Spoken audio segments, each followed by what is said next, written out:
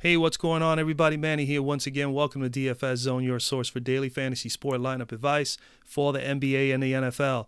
Got a brand new video for you, ladies and gentlemen. But before I get started, like always, I appreciate you guys drop a like. And if you're new to the channel, first time here, never ever seen any of my NBA lineup advice videos, and you want to be able to get this kind of information on a regular basis, the only thing you have to do to be a part of the DFS Zone community here, ladies and gentlemen, is subscribe down below and make sure you put on your post notifications, that bell icon. Make sure you turn that on.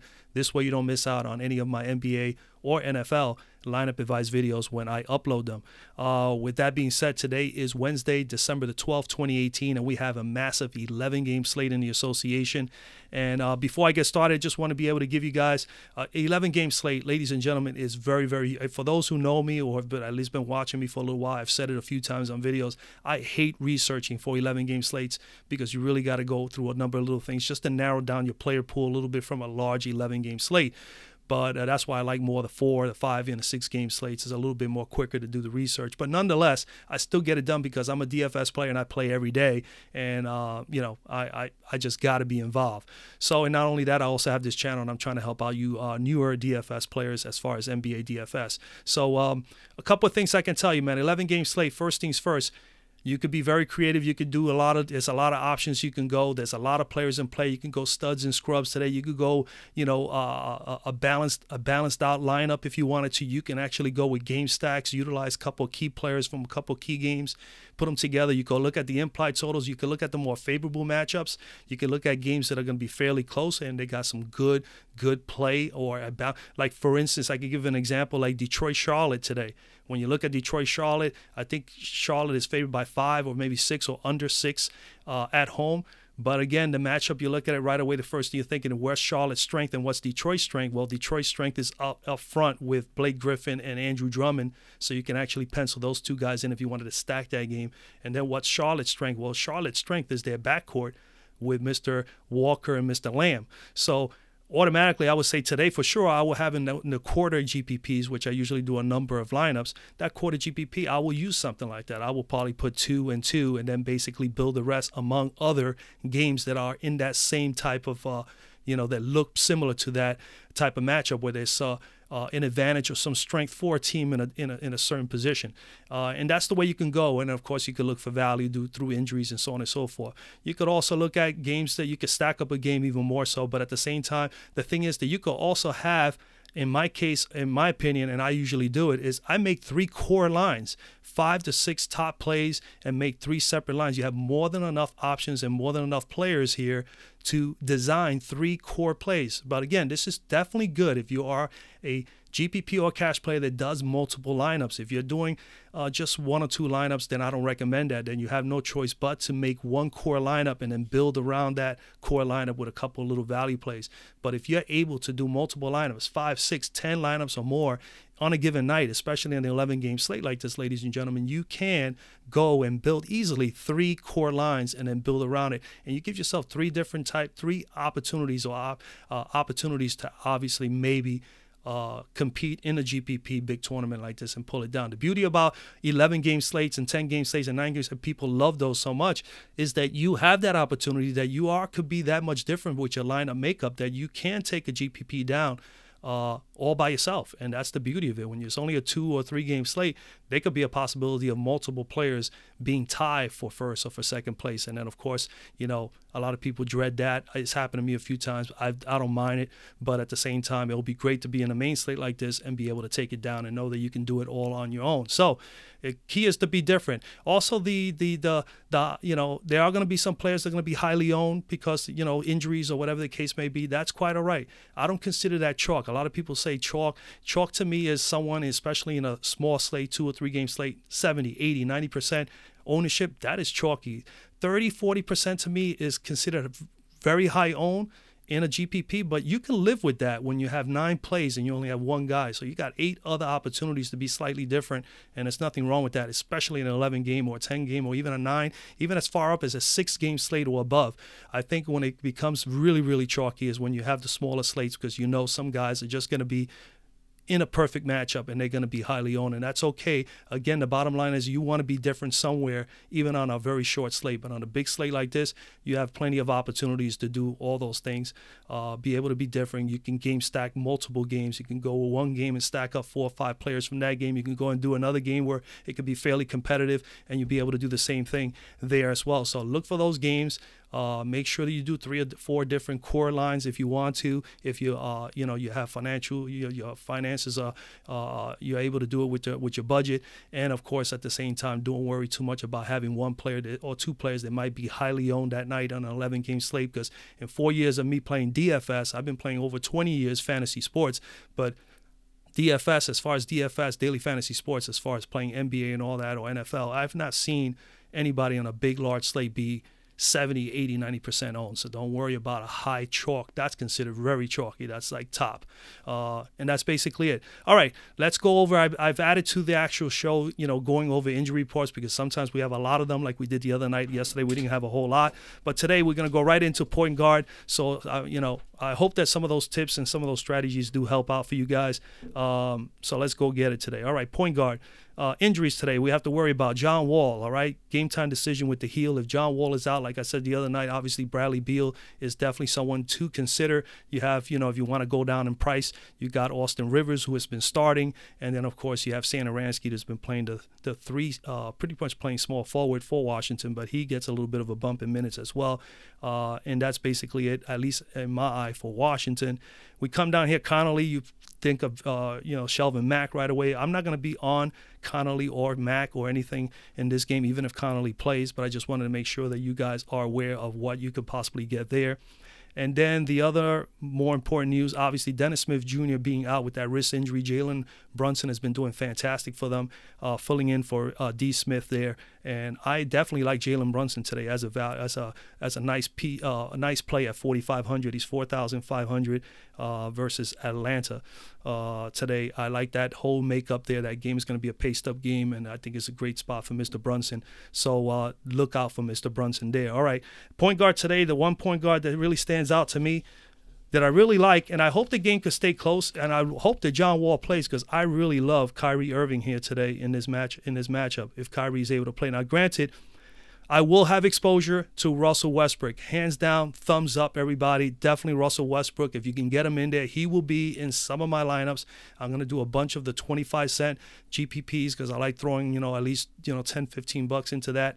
You can definitely do that. You can maximize with about 20, 25 lineups there. So, Russell Westbrook is definitely someone I'm going to consider in a lot of those lineups. Another person, Ben Simmons, obviously with maybe Jimmy Butler being out, and I would think he is, because I've had a growing pool before, and it takes maybe a good couple of days to feel a lot better, and maybe he might need about 4 or 5 days. I guess it depends on the severity of it, but if he is out, definitely Ben Simmons and Embiid become, big targets as far as their star players on that team. So Ben Simmons would be someone to be in play, especially against Brooklyn. But I really like Kemba Walker, of course, at home. Definitely love him there. I will have exposure to Kemba Walker. So, again, I'm giving you guys the thumbs up. I think he is in a fine position at home versus Detroit. But I'm going to come down to Kyrie Irving, and I'm going to speak about Kyrie Irving today. I think, for me, he's my favorite one right now at the moment. 21.8, pretty much 22 points per game, 4.5 rebounds, nearly 7 assists, 41 fantasy points per game at 8,500. You need 42 from him to meet value, and he is the same price on DK, so either one of the sites I'm okay with. Obviously, when you see him for 85 here and 85 on DK, if you are a DK player, that is a little bit up for Kyrie Irving. You will probably want him to be more like at 8,000 or 8,100 or below, but he is not an 8,000 or below player. He's actually someone who could be in the $9,000 range. So right now we got a little bit of a discount on him on Fanduel. So I think he's a great play. He had 1 day off. We're going to go over. Matter of fact, I did not open up the cruncher. Sorry about that. We will open up the cruncher here real quick. Just give me a moment. I apologize for that. All righty. Let me get Mr. Irving in here. None. All right. So now we go over to point guard. So we go to Kyrie Irving. And again, man, listen, as of late, the numbers don't look too pretty. When you see that here in the crunch here, all the red, he's been close to value, but it hasn't quite gotten there. Nonetheless, you were getting a discount. His last time out, his price tag was $9 and $9,100. He's down to $8,500. We'll take that. He was down on shots, but again, down on shots and all because they have just been dominating everybody. As you can see here, their last, not including the game he didn't play, which they also won big. 1, 2, 3, 4, 5. They're in a 6-game win streak because he didn't play in the last game. And all the games they have won massive. They have blown the teams out. So he hasn't had to take as many shots as he needs to, or as they will want him to, because he didn't need to take that many shots. But again, we have a solid player here in Kyrie Irving. We know what we're getting. He is the main focal point offensively for this team. You know he's going to get shots. His minutes are at about 30 to 31 minutes per game on average, not including obviously the last few games where he had 23 and 27. And, of course, he's going to get his usage rate is going to be fairly high, 28, 29% pretty much on average. That's hands down. It's not much to discuss there. Shots, he's going to definitely get more than enough, not even 15. It's more like 16, 17. I would say 17 shots per game on average. And, of course, he takes about 5 or 6 threes. And he's a pretty decent free throw shooter. And on top of that, he gets you a few rebounds. He gets you a few assists. All right, and he has the occasional game. He hasn't had good games defensively as far as steals and blocks, but as you can see, he is capable. 5, 2, 1, 3, 2, 2, 2. He is capable of getting 2 or 3 steals a game. You know, he just hasn't done it in 4 straight games. This may be the game that he might be able to do it because Washington is obviously not that good, capable of turning over the ball. All right. Home and away splits for Mr. Irving have been pretty good this year. 45% on the road, 37% from 3, 84% from the free throw line. He's averaging 20 points per game and 39 fantasy points per game on the road. And then facing Washington, as you can see here, they're 29th in defending point guards. They have allowed in the last 5 games 39 fantasy points per game, which is another reason why I do like Kyrie here. Over the last 2 games, Collison put up 47, and Colin Sexton of the Cleveland Cavaliers put up 44. So, I mean, 44 and 47 in their last 2 games against the last 2 opponents. All right. So I love Kyrie Irving here. Definitely should consider him here, folks. Like I said, I do have some exposure to Walker. You come down here, and if, again, as far as anybody value, like I said, Mr. Brunson is definitely someone to consider. All right. All the way down here at the bottom, if I can find him. Jalen Brunson, 4,500. Definitely someone you should consider today. I also think you definitely got to have some consideration of T.J. McConnell. If Jimmy Butler is out, he's going to get a bump in minutes, 4,300. You need pretty much 21 from him. And he did play 21, 22, 31, and 28 over the last 4 games. And he has 30-point upside. So at that price, I mean, it's not a bad play for you guys as a GPP with Mr. Connolly if Jimmy B is out. All right. Let's go over the shooting guard. At shooting guard today, as far as injury report, as you can see, Oladipo still game time decision. I wouldn't be on Oladipo even when he comes back. We'll love to see him play a few games first. Obviously, Bradley Beal is in play. Drew Holiday, I like this matchup with OKC, but I'm not going to be on Holiday today because I do love Anthony Davis. Out of the main guys today on the floor, I love Russell Westbrook today, and I do love Anthony Davis, and Anthony Davis is my favorite play of the day today. So with that being said, I would not be on Holiday if I'm on Davis, because if not, I'm going to have enough room to get them all in there. So Holiday, but Bradley Beal definitely, because if John Wall is out, you definitely got to consider Bradley Beal. I did do that the last time, and I recommend him, and he came up and he gave us, I think, exactly value at about 44, 45 fantasy points. Of course, Jimmy Butler is more than likely out. I'm going to come all the way down. Now, Luka Doncic is not a bad play. The only thing is that Luka compared to D'Angelo Russell, which I'm going to speak about D'Angelo Russell. I like D'Angelo Russell here today in this game against Philly. He's 7,100. Luka Doncic is 72. I was debating both of them, but when I look, Doncic has been good, and he's been steady. He's probably a good cash play, where obviously D'Angelo Russell is a good GPP play, and I'm more of a GPP player. So Doncic at 72 and 71, you look at both of them, they're pretty much on average, but he has the better upside. So obviously the best GPP play for me would be D'Angelo Russell, who's got 50, 60-point upside, while Luka Doncic has not quite hit high 40s at all this year. As you can see, he's got 40 here.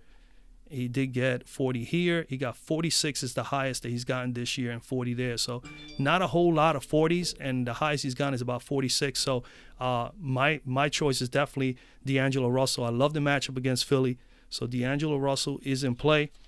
And Russell's coming in here, 18 points per game, 4 rebounds, pretty much 6 assists, 33.5 fantasy points per game. He's at 7,100 here. You need pretty much 35. And on DK, he is 7,500. You need 35 there. Pretty much about 32, 33 there if you want to meet value, which is about his average. So not that bad. Well, actually, at 7,500, you need about 30. Yeah, about 37. Sorry about that. About 37 you need from him there. So it's slightly above his average. But nonetheless, his numbers have been pretty good, man. 6 out of his last 8 games, he's had at least 29 plus, which is close to value. And he has actually been able to get 50s. Okay, he has 50-point upside. He did 50 once, and he's done 43, and he has done 61 over the last like 8 or 9 games. All right, we come over to the cruncher, and we'll take a look at D'Angelo. And again, you know, a little choppy here and there, but again, we're looking for him as a GPP play. He's in a great matchup, 39, 56, 43 in between, smacked in between there. Usage rate at about 28% on average. There are times that he's up as high as in the 30s or even in the 40s, depending on how and the game situation, of course, of how the game is and the game flow here. 99-97 game against Cleveland, he had to take up 31 shots and 12 from 3. So he went crazy there. Usage rate 28%, minutes about 30 to 31 pretty much on average a game. He's taken about 17, 18 shots pretty much on average, but obviously, as you can see, there are going to be moments he'll take more than 20. He's taken about 5 to 6 threes on average as well, and he can get you, obviously, some assists, and he's capable of getting you some steals. So and he can get you some rebounds, not as consistent with the rebounding, but maybe about 4 or 5 a game. And I like the fact that he can get you some steals. He has had 1, 2, 3, 4, 5, 6, 7 games in a row where he's had at least 1 steal or better. All right, 1 steal or better in the last few games. And, of course, he is capable of getting double-digit scoring from the floor. He's going up against Philly this year. So far this year against Philadelphia is not too bad. You know, he has played 2 games against Philly this year, and he put up a 61 and 34. That is definitely something to consider here. Also, 53% shooting in those games, 25% from 3, 29 floor points, and he averaged 48.5 fantasy points per game. In the last game, he did put up 61. He shot 28 shots and 6 from 3 and had 38 floor points with 8 rebounds and 8 assists. So he definitely smashed like crazy. And then there's no Jimmy Butler.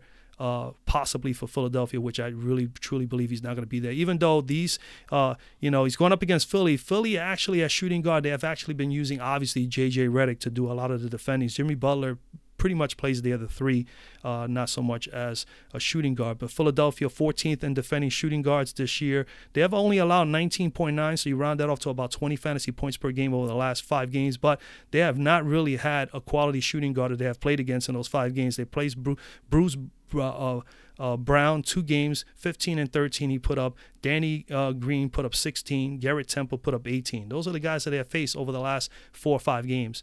So, I mean, the last time they had someone put up some significant numbers against them, that was Rodney Hood put up 31 against them back on November the 23rd. And all the guys have been defended thus far this year by J.J. Redick. So if J.J. is going to be up on D'Angelo Russell, I think he'll be just fine. So D'Angelo Russell is who am I considering here as my top shooting guard today? Of course, like I said, there's going to be exposure to Bradley Beal. And you can actually consider the cash players. Doncic will be a nice play here at home against Atlanta. And I'm loving these guys right here. These 2 guys I will have a lot of exposure to. Jeremy Lamb, obviously, which I mentioned earlier in the video as far as teaming him up with Kimba in this game against Detroit. And I like Ken Bazemore here. He's been playing more of the 3 going up against Dallas. I mean, I definitely like his chances here.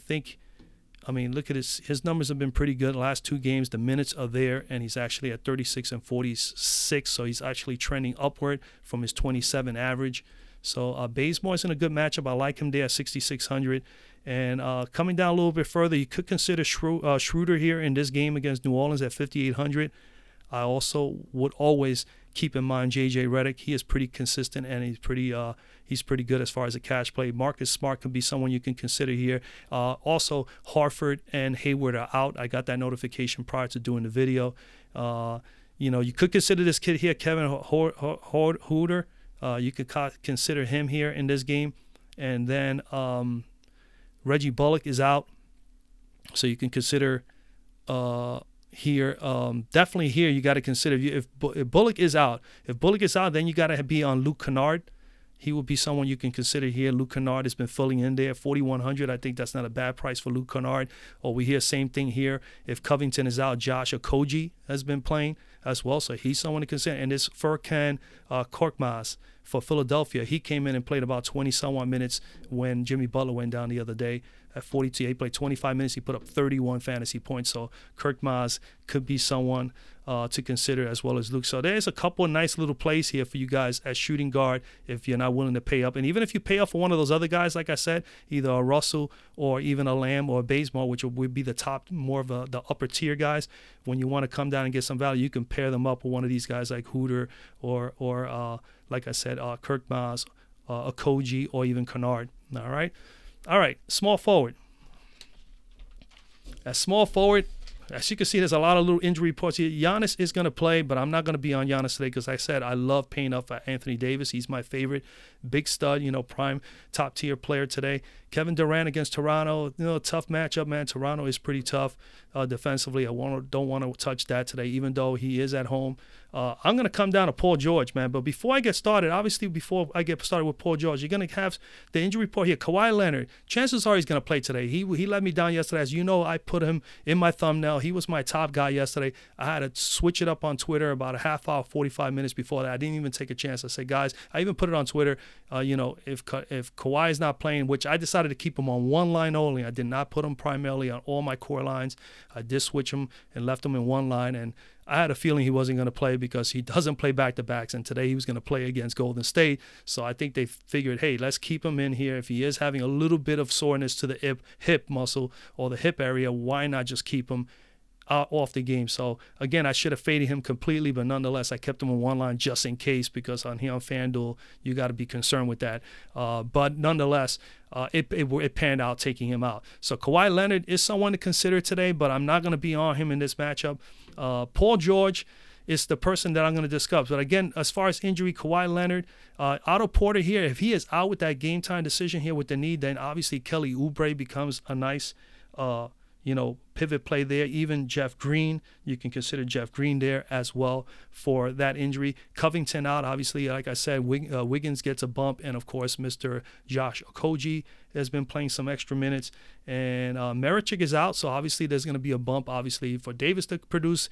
There's going to be some guys off the bench like Darius Miller, Solomon Hill, and of course, Julius Randle is going to more than likely start, and it's going to have to play more minutes. So that's the advantage you get there with Marichik out. Teron Prince, obviously, he's been out for a little bit there, so not too much of a concern there. Obviously, if Winslow is definitely someone you could consider. And as you can see, Gordon Hayward out, so automatically that, definitely gives a bump to guys like Marcus Morris and so on. So definitely consider those guys. And then you got down. All right, so that's pretty much it with the injuries, man. Let me get right to it. So Paul George coming in here. I like Paul George in this matchup, man, against New Orleans, man. It's going to be a nice little paced-up game, even though OKC has become more of a half-court defensive team that really have been slowing the pace down a little bit. But they can change the pace at any point with the kind of players they have, especially with Paul George and with Westbrook. But coming in here, 24 points, pretty much 8 rebounds, 4.5 assists, 46.4 fantasy points per game, 9,100. He's also 9,000 on DK, so you only need really 45. And that's actually below his average, as you can see, of 46 here. And he's been pretty good. 4 straight games at 41 plus. He had that big 72 outburst here against Brooklyn. We come over to the Fantasy Cruncher, and let's look at Mr. George here. And as you can see, Paul George, pretty steady. Like I said, 41 or better over the last 4 games, had a 70 spot. His minutes are 30 to 31 minutes or more per game. He's averaging about, as far as his usage rate, he's at about maybe 28. I would say 27, 28% on average. And, of course, he's going to take shots. He's going to get about 19 or 20 a game on average. You can see steadily he's usually in that 20 range. Usually in that 20 range. And then, of course, he's capable of getting those threes. He's shooting about 8 threes per game, especially over the last 4 or 5 games. And he's a pretty good free throw shooter. He's aggressive enough to get to the basket and get himself to the foul line, and he's been spectacular there. As you can see, 10 of 12, 5 of 16, 11 of 14 there. And then, of course, he is capable of filling up the stat sheet. He can get you some rebounds. He can definitely dish the ball and get some assists. And, of course, he brings some pretty good solid defense. 8 steals over the last 2 games, and he is usually at 2 steals pretty much on average per game. So very, very good defensively, Paul George, and of course double-digit scoring on a regular basis. His home and away splits, pretty darn good. 12 games on the road this year, 41% shooting from the floor, 31% from 3, 81% from the free throw line, averaging 23 points from the floor per game and 47 fantasy points. He did play against New Orleans 1 game thus far this year. Didn't shoot particularly well in that game. 6 of 17, only 35%. 4 of 10 from 3, 30%. He did shoot well from the free throw line. 7 opportunities, buried all 7 shots for 100% shooting from the free throw line. Put up 23 points in that game from the floor. 52 Fanduel points in that game. So 52 fantasy points is fantastic on 6 of 7 of shooting and 4 of 10. Imagine if he shot 50% from the floor. So he has a lot of upside. Definitely a great matchup here. Going up against New Orleans, 17th defending small forwards this year and allowing 29.7, pretty much 30 fantasy points per game over the course of the last 5 games. In the last game, they gave up 31 to Jason Tatum. Prior to that, they gave 56 to Kyle Anderson, 39 to Tobias Harris. So out of the last 5 games, 3 guys have put up some pretty decent numbers, especially Anderson putting up 56. So definitely like him there. Paul George is definitely in play for me. Other than Paul George, like I said, if you come down a little bit low, I love still Justice Winslow here against Utah. Utah is tough. I don't like playing a lot of people against Utah, but Miami's going to need Justice Winslow. He could be someone you can consider here. Kelly Oubre definitely gets a major bump, especially if Porter's out. So Kelly Oubre will be a top choice here at 5,500. And you will see, you'll figure C.D. Osman here, especially with everything that's going on with Cleveland. You would figure Osman would definitely be getting opportunities to get more rebounds, especially where he could be good at. Rodney Hood, same situation here with Cleveland against New York. I think that might be someone you can consider. And, Etuan Moore is out. So, again, you've got to consider, guys like Solomon Hill and stuff like that. And I think that's it. Maybe Damari Carroll. I'm not too thrilled about that matchup. But, yeah, I would think maybe even Jeff Green, maybe a little bit of a bump in minutes there, opportunity there. All depends on how well Kelly Oubre plays if Porter's out. So he might be someone to consider. All right, power forward. At power forward, first things first, as far as injuries are concerned, there is no injuries really to report at power forward today that it will be of any significance today. So we don't have to worry about anything there. We're going to go right to, obviously, like I said, my favorite player of the day is Anthony Davis. But if I were to give you Davis, Paul George, and, of course, Kyrie Irving, you will be down to like about $4,500 per player to finish up this thing, and that would not be good. So, of course, always here at DFS Zone, I'm going to give you options. I'm letting you know that I will have plenty of exposure to Anthony Davis. For the sake of the video and to give you guys other options, I'm going to go in another direction. But Anthony Davis is in play for me. I'm not so high on Blake Griffin in this matchup against Charlotte, even though I used them as an example earlier with them having the front court advantage against Charlotte. Charlotte has actually done fairly well against Blake Griffin. They have had their issues more so with Andrew Drummond. So Drummond will be more in play for me, and I would recommend him more so than Blake Griffin. So, again, Anthony Davis is the top dog.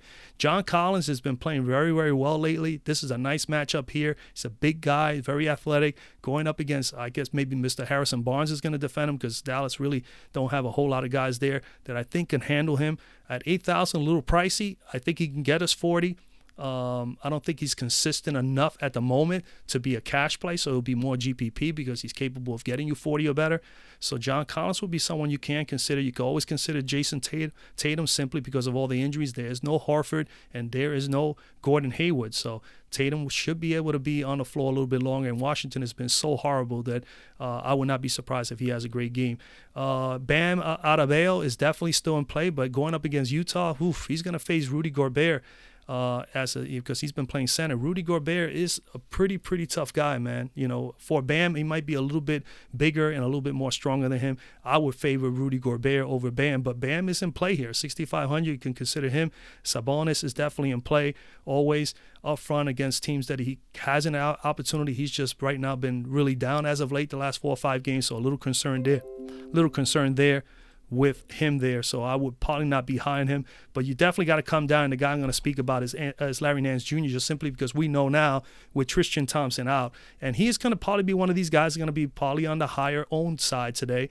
I would say easily 30% to 40%, maybe slightly a little bit higher than 40%, maybe 42 to 43%. It could be a possibility, Larry Nance, just due to the fact that everybody's going to want to take advantage of the price tag and know that he's going to have tremendous amount of minutes. His minutes have been only 25 and 27 the course of the last 2 games. That's only 26 minutes on average. That's not going to be enough today.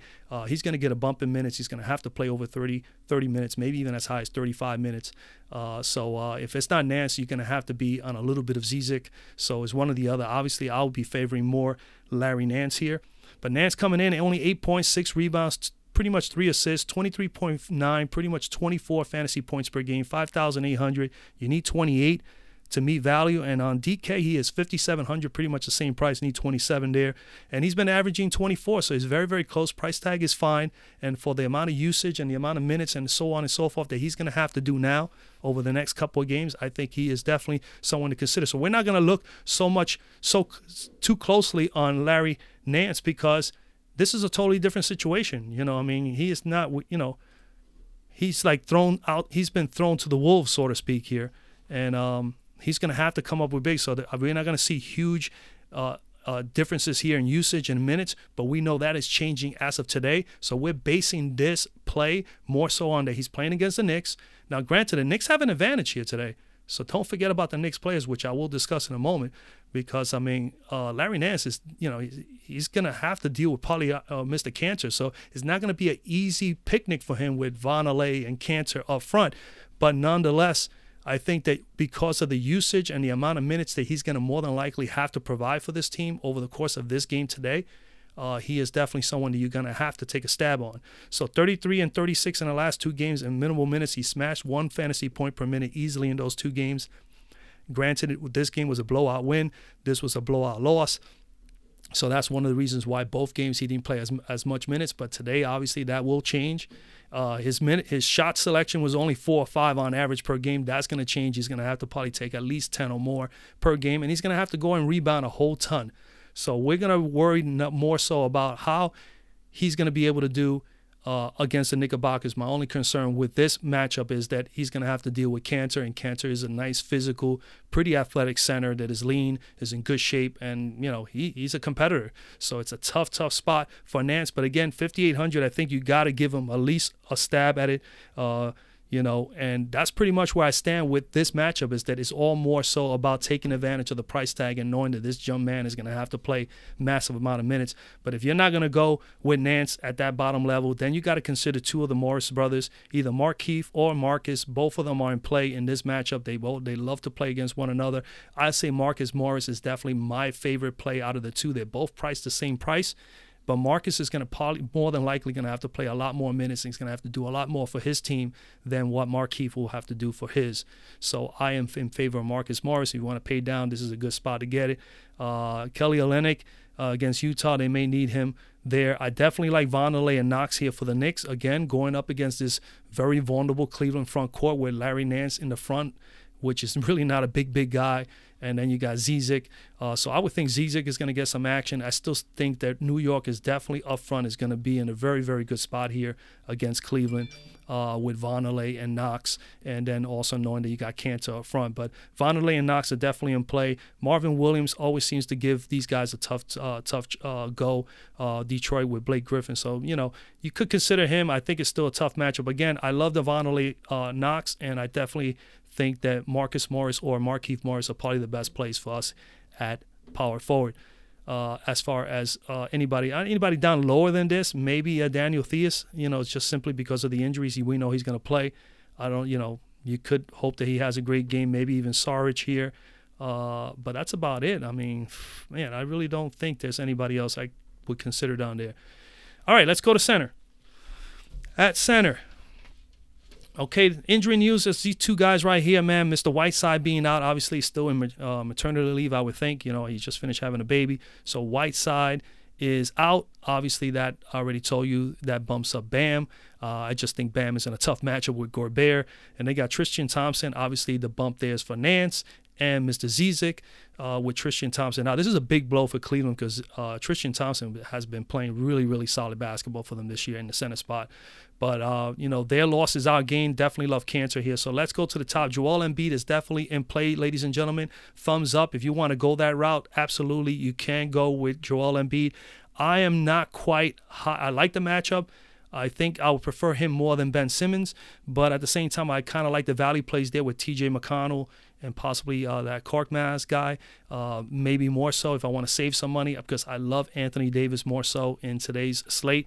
And then you got to look at this. Just check this out. Joel Embiid is averaging 52 at 10,007. You need about 52, 53 to me value. And as a GPP player, I always want to see at least 10 or more if I'm going to select the guy. If he has the possibility of getting 10 or more, we know he's capable of getting 70, 80. He has that upside. I just don't know against Brooklyn. Even though Brooklyn is coming in here, out of this slate, they have given up the most as far as center fantasy points. They've given up 41 fantasy points per game on average over the last 5 or 6 games to the opposition. So Joel Embiid is in a good spot here. He should be able to eat and do very well here. It's just my concerns are, will he get 63 or better for this price tag and this to pay off really nice for me as a GPP play? And then I try to compare him and his price tag to the others that are here because there's a lot of nice center plays here. Karl Anthony Towns is here at $1,000 cheaper, and he has totally destroyed Sacramento in the last 4 games. He is my favorite play here, and I'm going to be going with Karl Anthony Towns, but I will have exposure in 1 or 2 lineups, especially in those quarter GPPs, which I told you earlier I do about 20, 25 lineups. I probably will throw in MB somehow in those lineups because you got to be different somewhere. But Karl Anthony Towns, I love the spot here. Drummond has done well against Charlotte, more so than Blake, so you got to at least consider Drummond here. Julius Randle against OKC, tough spot. OKC out of these 4 here, OKC's defending the centers the best out of the 4, and Steven Adams has defended all the centers, so he's been a little stingy with some of the centers as of late, so I'm a little concerned there. Rudy Gobert stands out here perfectly. No Whiteside going up against Bam at home in Utah. Definitely like that matchup. Rudy Gobert will be in about 20 to 30% of my lineups today. Easy. And same as Cat. And then other than that, due to the injuries to Thompson, you got to take advantage of Mr. Cantor. Cantor going up against Larry Nance and that depleted since Cleveland front court. Mr. Cantor should be doing it. NS Cantor should do very, very well here today. So I love Cantor here. So my favorite 3 centers today are Cantor, Gobert, and Karl Anthony Towns. Plain and simple. Take any one of those 3, and I think you'll be just fine. You could play all 3 of them in different multiple lineups. I think you'll be just fine here today. But I'm going to talk about Karl Anthony Towns. First time this year I'm selecting him. He's coming in here 21 floor points per game, 12 rebounds, nearly 2.5 assists, 43.7 fantasy points per game. So yeah, I round that off to 44. 9,700, a little hefty, is above his average. 47 is what we need for him to meet value here. He is definitely not someone I want to consider on DK. For you DK players, he is 10,000 over there. You need 50. Not that he cannot get 50 because he's been able to do 50 or better on this team multiple times. So you can go there if you want to. I would recommend go to Gobert on DK because Gobert on DK is 7,400, folks. 7,400. You only need 37, 35. You need about 37 to meet value for Gobert at 7,400 on DK. So on DK, thumbs up on him. Definitely Gobert will be a better bet for you guys who play on DK. I will not be playing on DK today. Maybe I will, but it won't be Karl Anthony Towns at 10K. All right, so 9,700 for him here on Fanduel. He's coming in here. As you can see, his minutes are there. 30 to 35 minutes per game on average for Mr. Karl Anthony Towns. Let's open him up a little bit here. A little choppy with the fantasy point totals. I'm not concerned because what I like best out of this matchup is that he has done well against Mr. Stein. And that's what I really am impressed with. We know that he is one of the most important pieces to the success of the Timberwolves. So we know that he's an integral part of the offense. We know he's going to get, as you can see, he's pretty much usage rate is about, 26, maybe 27% on average. He's been as high as 29 over the last 3 games. He's getting about maybe 15, 16 shots a game, and there are times that he gets 20 to 24, depending on how the game is going, as he had here at the 76 spot in a 50. We know he has 60, 70 point upside, as you can see. All right, he is not a bad three-point shooter. If he gets right on, he's going to keep shooting it. He takes about maybe 4 or 5 of those on a regular basis per game. And he gets to the foul line, and he's not a bad free throw shooter. And, of course, he brings all that other stuff like the rebounding, which is very important. Double-digit rebounding in 4 straight games. And he'll get his occasional little assists. But most importantly, also he brings some blocks. He brings some steals. He brings all that dirty stuff with you. The only concern is obviously he does get into foul trouble. So if he stays out of foul trouble, please, Carl, not tonight. Don't get into foul trouble with Mr. Stein, all right? Go out there, play hard, because the bottom line is he has done very well against these guys, all right? Plain and simple. His home and away splits, pretty darn good. 48% field goal percentage, 34% from 3, 85% from the free throw line. He's averaging 10 rebounds per game, 21 floor points per game, and 41.5 fantasy points per game. Again, he has played Sacramento this year. And this year against Sacramento, he already put up a 62 spot back on November the 9th. 40 minutes, 33% usage rate, took 27 shots from the floor there, 5 from 3, got to the foul line with 7 of 7, had 19 rebounds, 1 assist, 1 block, 39 floor points with 4 fouls. And then last year, he torched them for 59, 58, and 72. So again, he has done well against Sacramento, and the last 2 meetings were both in Sacramento, where he put up 59 and 62 respectively. So again, I feel that he will be just fine here today. Just fine. He's going up against Sacramento, 15th in defending centers, allowing 31 fantasy points per game over the last 5 games. They gave up in 2 games over the last 5 games to Mr. Turner of the Indiana Pacers, 41 and 36 respectively. They also gave up 27 to Wendell Carter Jr. and 47 to Rudy Gobert over that stretch. So if Rudy Gobert can get 47 and Turner can get 41 and 36, I think that Mr. Karl Anthony Towns has a good shot to get 50 or better. So Karl Anthony Towns is my center. And like I said, I already told you what other guys I like. I like Rudy Gobert here in this matchup. You got to take advantage of that with no Whiteside there. And Mr. Cantor here with no Tristan Thompson. I mean, come on. So take your pick, play them all, mix them around. Like I said, in the comment section down below, you can, again, you guys know the deal. You can interact with me. I'll be more than happy to help out anywhere I can. You can also reach out to me on Twitter. I will be on Twitter half hour to an hour before game time. Any changes on these 5 players that I just gave you or any of the other players, I would definitely mention there. Other than that, that's basically it, man. I wish you guys a lot of luck. Again, drop a like on the video. Please subscribe down below if you haven't done so already. And, share the video, interact with other people on the internet. Let people know about DFS Zone. And let's keep the community growing, all right? Other than that, I wish you guys a lot of luck. Have a great night. And I'll see you tomorrow. Tomorrow's video is only a 4-game slate, I believe, tomorrow. 3 or 4 game. 4-game slate. We'll be going back to the Fantasy Cruncher, doing an optimized lineup, sharing that with you guys, breaking down a couple plays, checking out the injury news like always. We'll spit them in. We'll put all that player pool guys that I think will be the best possible plays for us tomorrow in the optimizer, spit it out and get some of us. So if you're interested in being involved in that and seeing that on a regular basis, which I've been doing for 3 and 4 game slates, definitely make sure you subscribe and drop a like at the same time. Again, I wish you guys a lot of luck again, and I'll see you guys tomorrow.